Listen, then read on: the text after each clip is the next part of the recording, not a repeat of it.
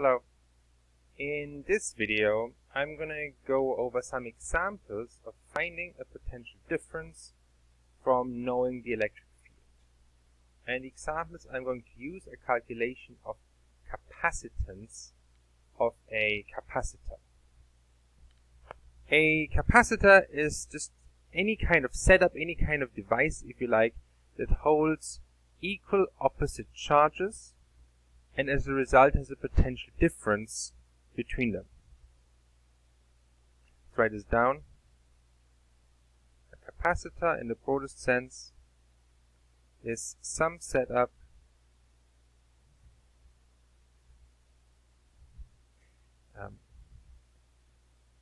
holding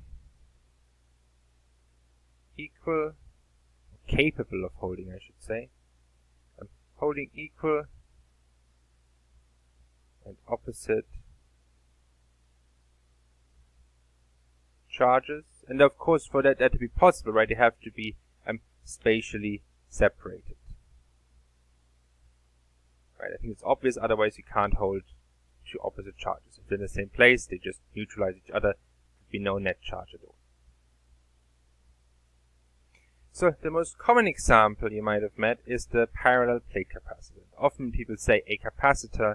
What they mean is a parallel plate capacitor.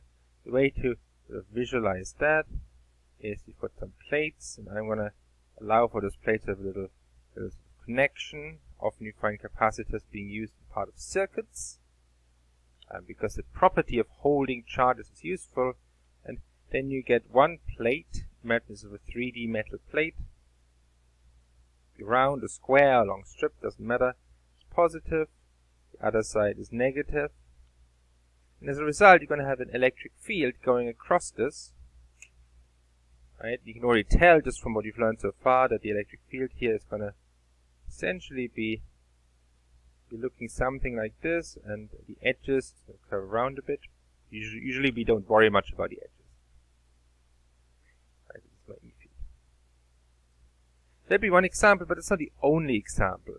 Pretty much any sort of setup with two separate sides you can think of could serve as a capacitor. For example, here's another one. How about this one here? Imagine I have a sort of sphere, and I'm going to have a big positive charge on here, and I'm going to have another sphere over here, and a big negative charge on here. And then the electric field between them, again, you notice from how understanding field lines and so on, it's going to look something like this. And again, you're going to get a potential difference between here and here. So that sort of setup also has a certain capacitance that we can calculate. In fact, this particular example, I'm going to give you the answer to what the capacitance is in the end, but I will leave it to you to figure it out. But we'll do a couple of other examples along the way. Now remember that the key connection between the electric field and the potential difference, and remember this is not the potential energy but just the potential, that there's a key understanding here is that the electric field gives us the downhill slope of the potential.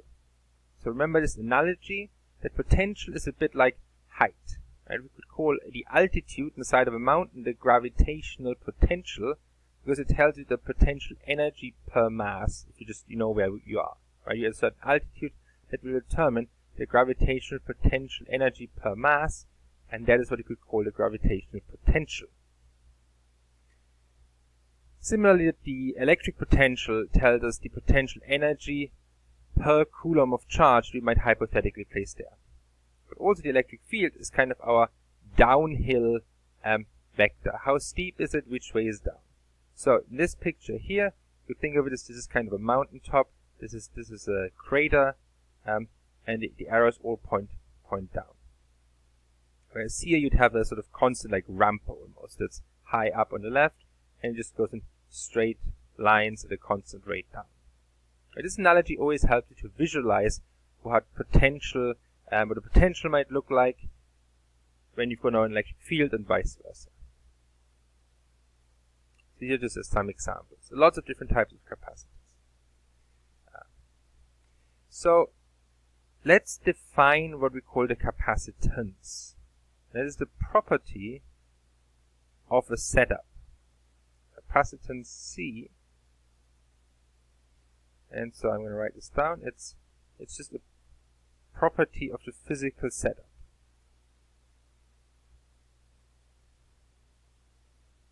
What I mean by that is the capacitance of a capacitor, say a parallel plate capacitor, doesn't depend on whether or not the capacitor is charged right now or how much charge it is holding at any one moment. Right? It just depends on what is the geometry of those plates, how big are they, how far they are apart, essentially. For something like this, the capacitance doesn't depend on what charge are those spheres actually holding right now. It's only going to be a matter of how far are they apart, how big are they, for example. And we define the capacitance as how much charge is it holding, the capacitor, per voltage difference, per potential difference from here to here. So if this plate might hold a charge Q, then this will hold a charge minus Q. This holds some charge Q, this holds some charge minus Q. Right, and C is defined as the charge held per potential difference. In other words, and symbolically, you might write Q over delta V.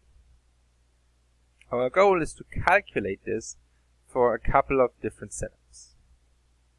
In the general way we're going to do this in all cases, and sometimes it'll be easy, sometimes it'll be a little bit harder, but we're going to essentially have two steps.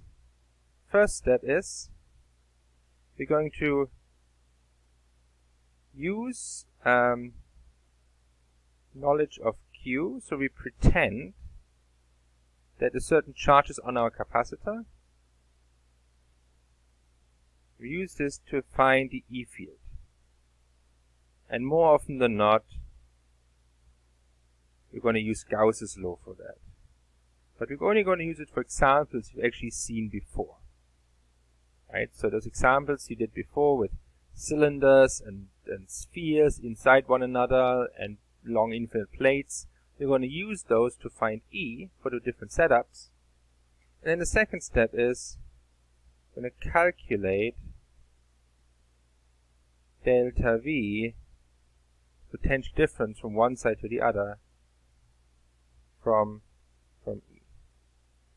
Perhaps I should have said it more clearly. The potential difference is from one side to the other.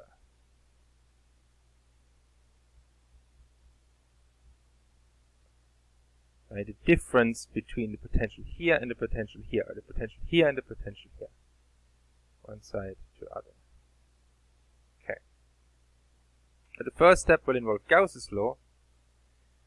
The second step is going to involve the connection between the electric field and the potential.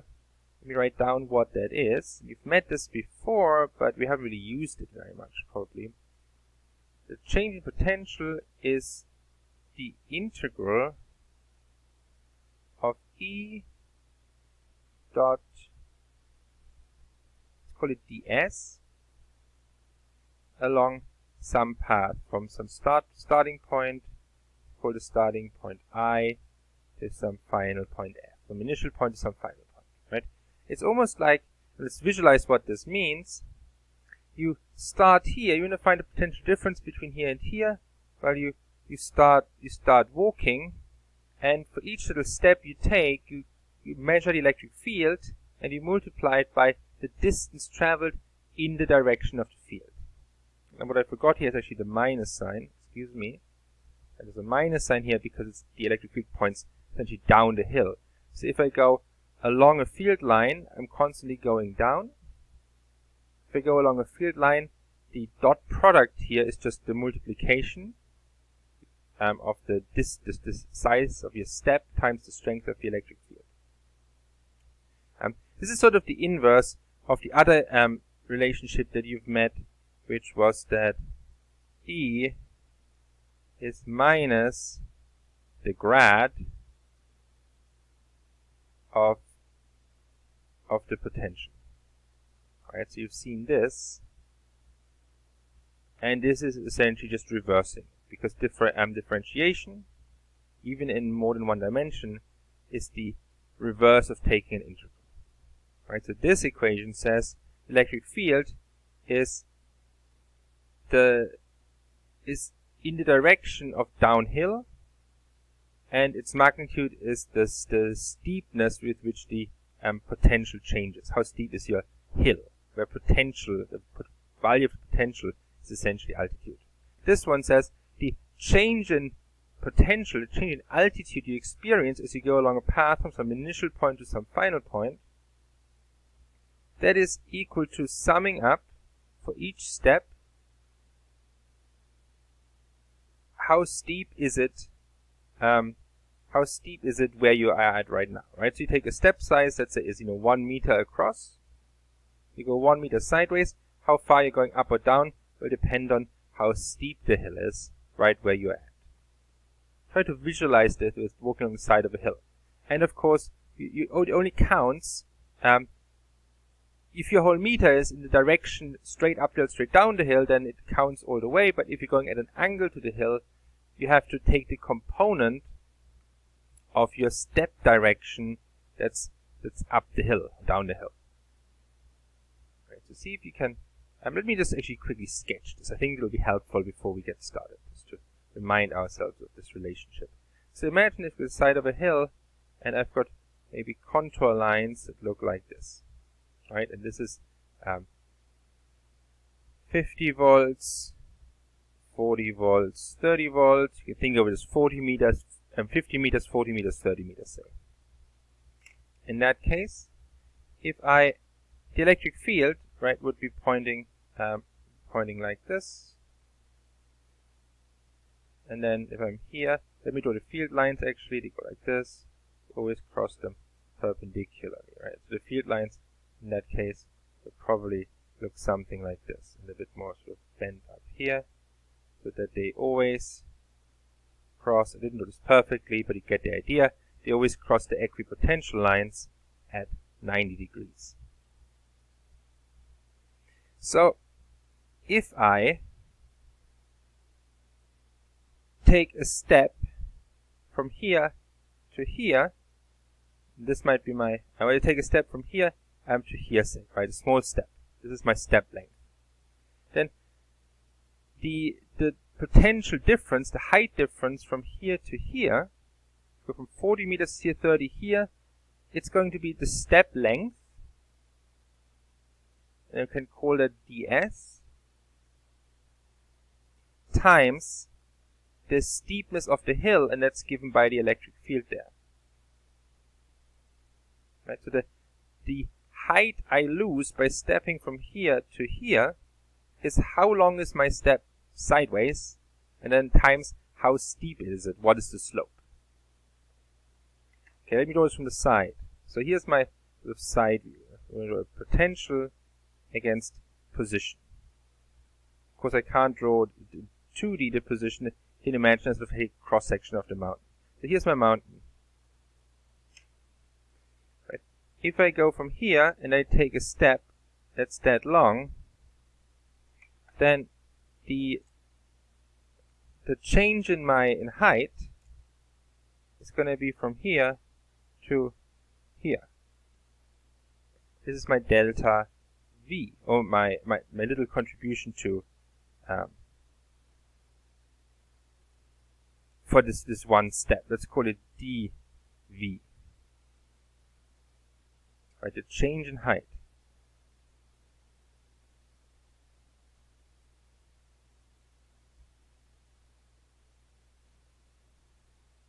When I say height, I mean in the electrostatic picture, the potential. Right, this is my change in height.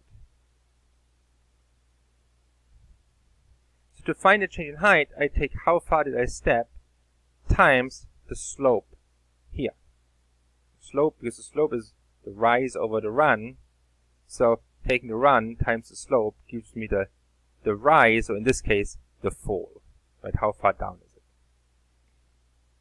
If, on the other hand, I step from, say, start over here, so downhill is essentially this way. Now let's say I take the same length of step, but I step sort of in this direction. Right, I don't step straight down the hill, I'm stepping this way. In that case, the step length that counts is really just a component of my step that went down the hill. Right, this tiny little bit over here. I stepped this way, but it wasn't straight down the hill, so I have to take the component of my step direction, of my step vector that is points down the hill, and that's what I'm going to use. And that is why you get this dot product in here, because that includes the cosine of the angle between the downhill direction and the step direction. And then what we're going to do is we're adding up those little height changes from one step to the next, and that is what the integral does. So it's a sum. It's a sum of those little steps, these little drops in height from taking each individual step. And of course, mathematically, we're making our step size infinitesimally small, taking an infinite number of tiny, tiny, tiny steps. That's the logic. This is the underlying meaning of that relationship. So let's use that, actually, let's apply it to calculate the capacitance. Let's start with the simplest case, the parallel plate capacitor.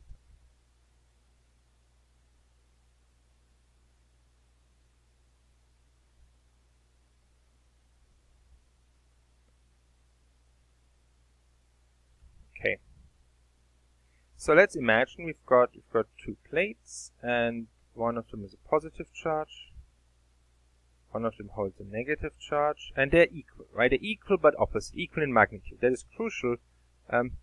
Otherwise, it'd be very hard to not have that happen, right? Because if this has a higher positive charge and this one has a negative one, then more negative charges would get attracted. And if this is hooked up to some cable, then more electrons will eventually enter the plate until the two charges are balanced. Because positive and negative charges attract each other. So then, we're going to get an electric field that has to look like this. And there's no field to the left and no field to the right, or very little field. How do we know that? Well, one way to visualize this is imagine you've got just this plate. This plate alone gives us an electric field that would look like this. Right? Positively charged plate. That gives you an electric field. I want to write it subscript L because it's to the left plate. That would be given by the charge density divided by 2 epsilon 0. Right, just remember this is the charge per area. How densely are those charges packed on the plate? If you have a total charge Q, then this would be the Q per area of my plate. The area of the plate. And then I add to this, right? And of course this keeps going, right? These arrows, these field lines, they just keep going forever.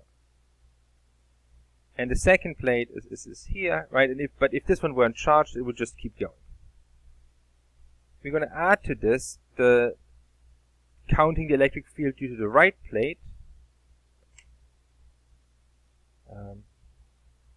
Make this red.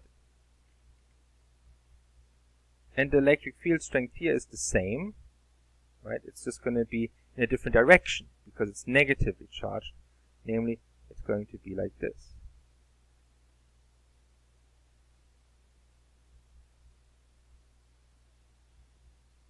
So those are the electric fields due to each individual plate, ignoring the other. And if we add them together, we're going to find that on the left of both plates, like here and here, the fields are in opposite directions, so they cancel out.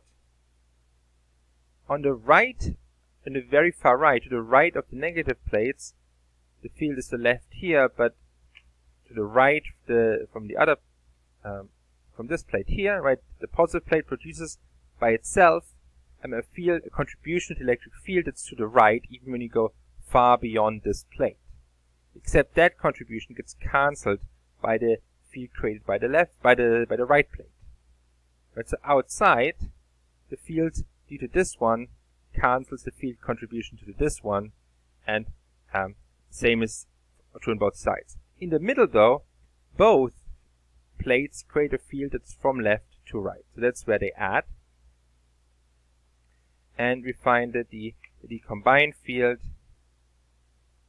the total field in the middle is, well, this plus this, which is just 2 times eta, charge density charge per area, over 2 epsilon naught, which is just eta over epsilon. You would get the same result if you just started with, okay, I know this is going to be the electric field, and then you apply a small sort of Gaussian box like this. So think in 3D, right? Think it's cross-section area here in the front, and then based on the setup, because there's no field on the back, you can calculate that the flux through this is the area of this Gaussian surface times the electric field strength, which you don't know.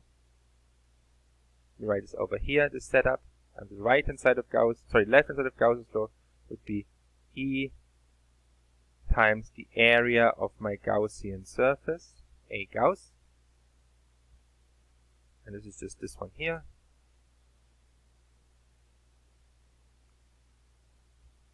And on the right-hand side, I've got a charge inside it. Well, the charge inside it is going to be A Gauss times eta divided by epsilon 0, and that will give you right away that the electric field is eta over epsilon naught. Right, the same thing as calculating the field due to individual plates, and then using the superposition principle that electric field contributions just add as vectors. Okay, so now we know the electric field inside the capacitor. Right. Outside it is 0. We don't worry too much about the edges. We pretend our plates are sufficiently large that what happens on the edges is really insignificant. Right. Most of what's going on is well inside between the two plates, where the electric field is pretty much constant left to right. So now what we're going to do is we're going to calculate the potential difference. Right, we figured out the electric field, that was the first step. Now we find the potential difference.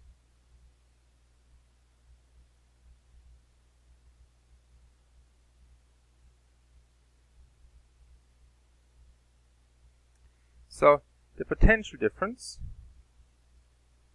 is going to be the sum of the electric field times our step size. Going from the left plate to the right plate. So let me write this out like this first: left plate to the right plate. Right, so I'm literally writing down, I'm taking my sum from the left plate to the right plate, going along those little steps, size ds. So I'm marching from here in tiny steps over to here. For every step I calculate by how much does my height, my potential, drop, and I'll sum those up to get a total change in the potential. Okay. So this is going to be a lot easier if I define a coordinate system, and the obvious thing to do here is to say I'm going to make a little extra drawing down here. This is plus, this is minus. I'm going to say this is x equals 0, and my x-axis points this way. So we assume this capacitor has a certain surface area.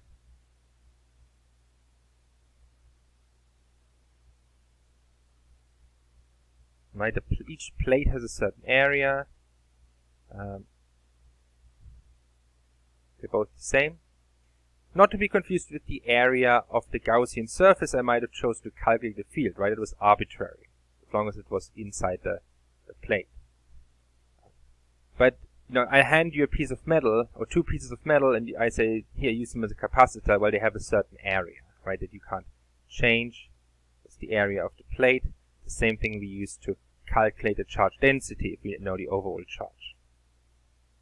And then those two plates, they're a certain distance apart. Let's call this distance big D for distance. Okay. So that means if I put my coordinate system down, I say x equals 0 here, then x equals D over here. So let's plug in what we know this is equal to. If I make little steps and I just keep going this way to the right, then ds is just the sort of general way of saying, well, it's a little dx, that's all it is. And the electric field is eta over epsilon naught,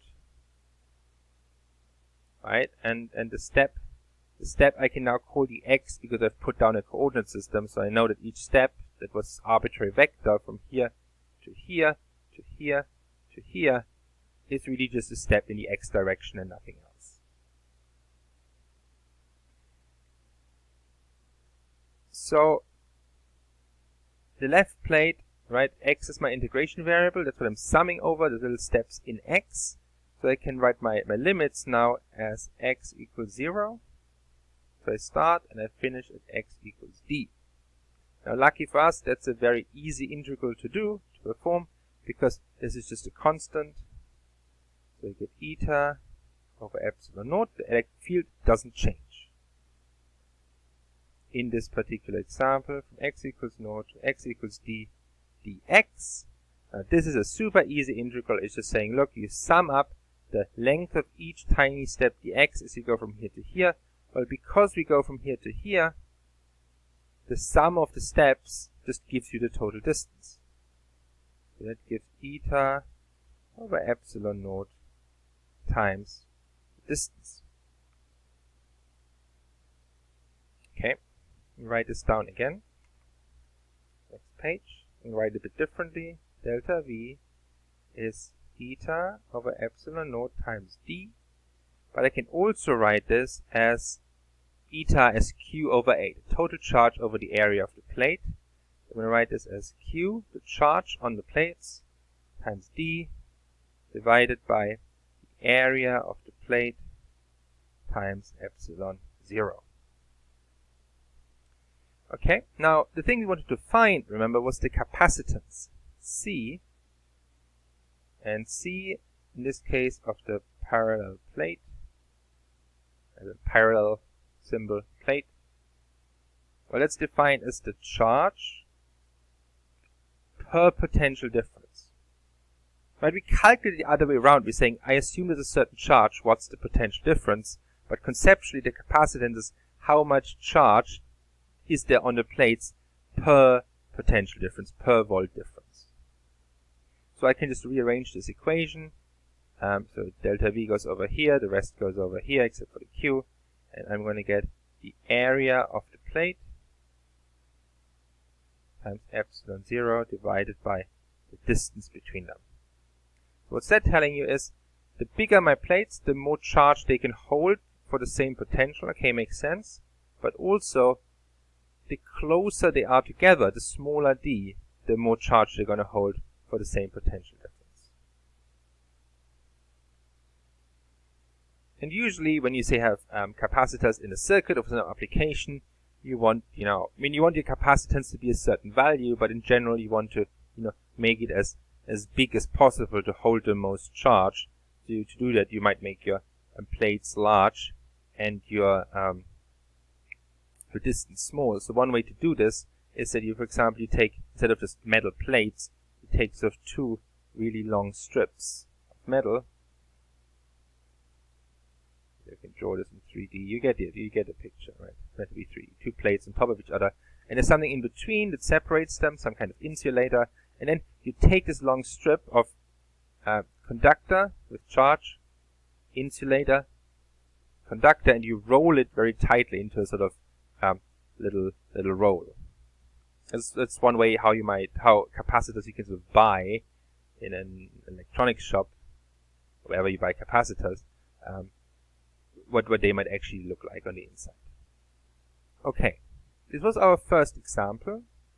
I'm going to leave it there and I'm going to stop this video, and I'm going to make part 2, the follow-up video, in which I go over one more example, namely the coaxial cable, which also functions as a capacitor, and I will set up for you and give you the final answer to 2 other problems, namely having 2 co-centric spheres, one sphere inside the other that can function as a capacitor, and then the 2 spheres that are just some distance apart from one another that can also function as a capacitor.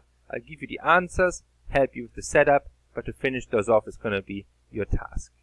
But before that, I'm going to go to the coaxial cable as another example of a capacitor. So I'll see you in part 2.